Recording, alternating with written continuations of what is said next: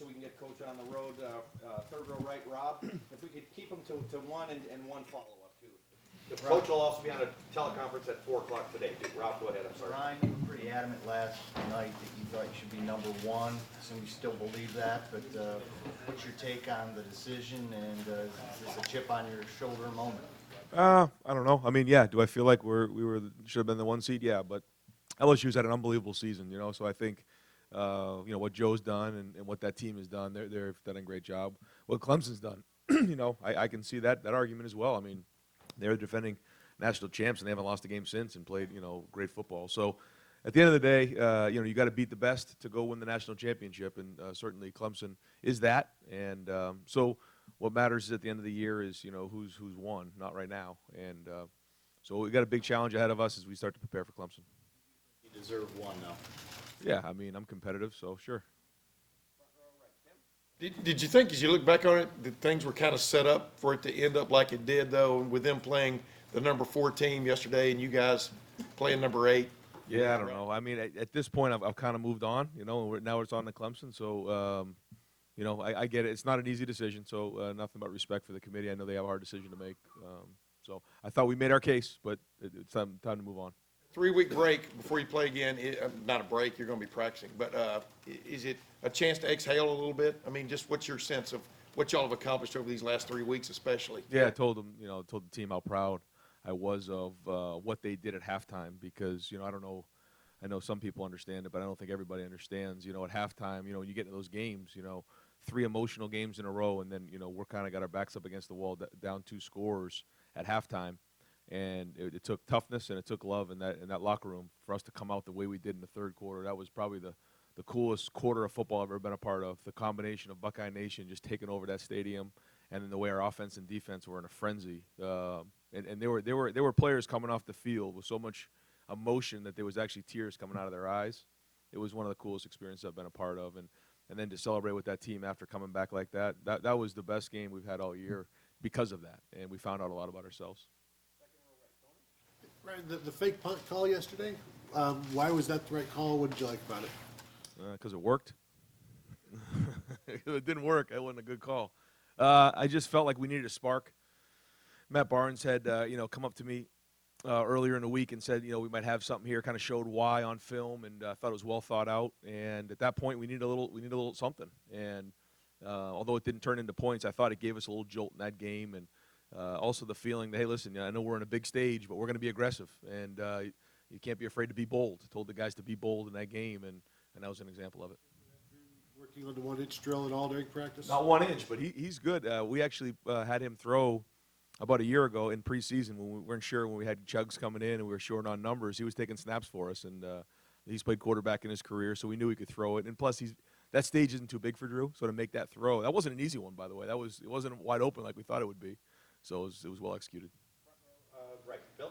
Yeah, how much have you seen of Clemson this year, and what are your impressions of them if you have one? No, I got yeah. I mean, the impression is that they're the defending champs, and they haven't lost since, and they have a veteran quarterback now who's played a lot of football and he's playing really good.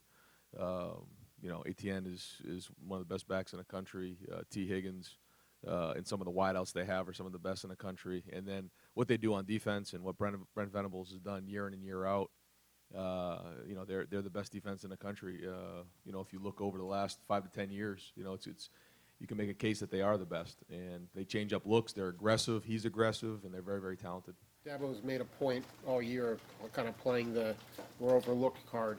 Does being number 2 enable you to kind of play that card too? Will you? I mean, at this point, I think it's kind of it's minuscule at this point. We're all playing for the championship. There's 4 of us, and we all got to play each other. So mix us up in a bag and let's go play. Second row left, Bill? Ryan, whether it be in the offseason or spring or whatever, was you're just trying to, think about offense. Do you ever just look around college football at defenses, even if you're not going to be playing them?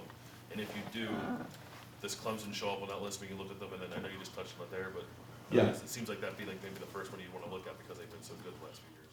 Yeah, I mean, I kind of look at offenses a little bit just to get different ideas of what people are doing. But yeah, I've watched Clemson this year and just watch what Coach Venables has done, and because he's pretty innovative. He changes up the different looks. He's aggressive. He comes at you, and So yeah, they definitely looked at him, and you know, he does a great job, and those kids play hard for him. So we got to do a great job in preparation. Different topic. What is the status of Brendan White? Was at the game yesterday. Yeah, he wasn't available for personal reasons. Hey Ryan, when did you get those college football playoff shoes made? Kevin Reese made those 6 weeks ago. He told me, and he gave them to me today.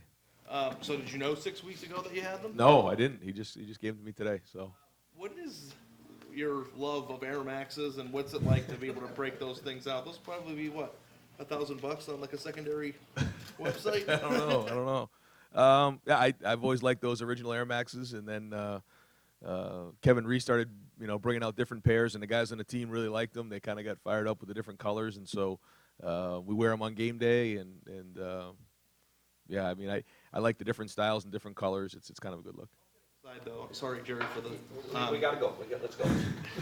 When you put on it's not about the shoes, but like when you get a gift like that, does it become real to you? Like, has it really sunk in yet of like, you've made it and like what's really ahead right now? Yeah, we're here now, like you said. Yeah, I mean, we're in it right now. We're in the Final Four, and we said it was March Madness a few weeks ago, and we're in March Madness. We won those 3 games to get to the Final Four, and now we get to go play for the whole thing.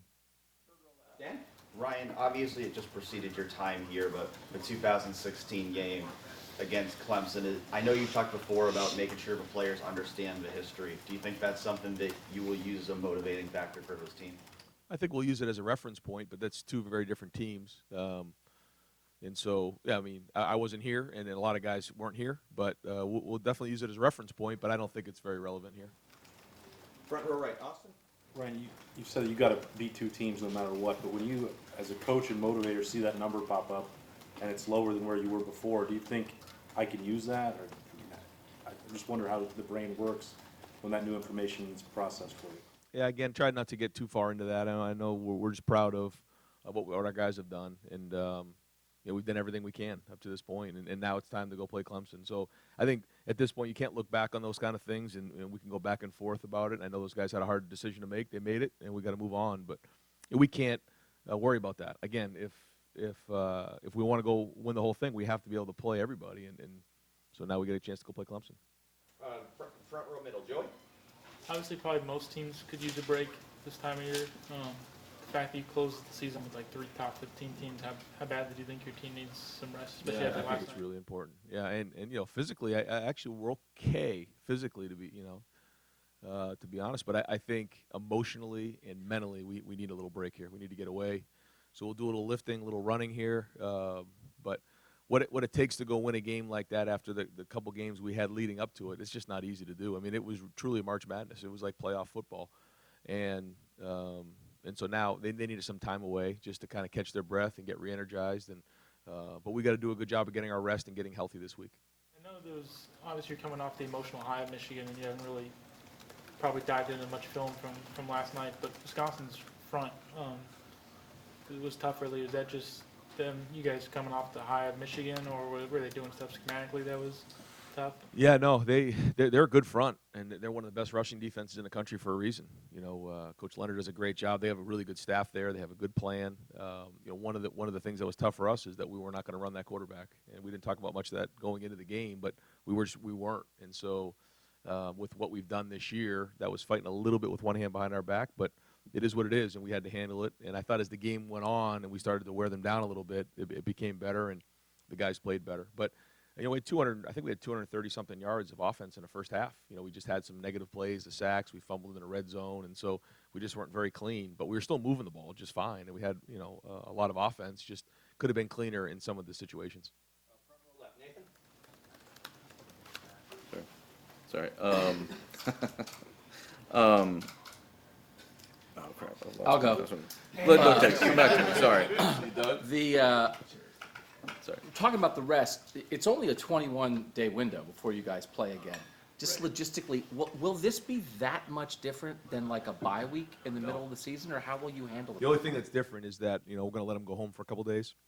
So we'll have a game week preparation. We'll let them go home for a few days, and then we'll meet them at the bowl site, and then we'll redo that game week. So that'll be the plan. But this is very unique. Like you said, it's only 3 weeks. So we'll kind of treat the first one like a bye week, like you said. The second one will be a typical game week. We'll let them go home for a few days, and then and then we'll have the game week. So that'll be the plan. I think it's the best move, and I think we'll have them fresh, ready to roll.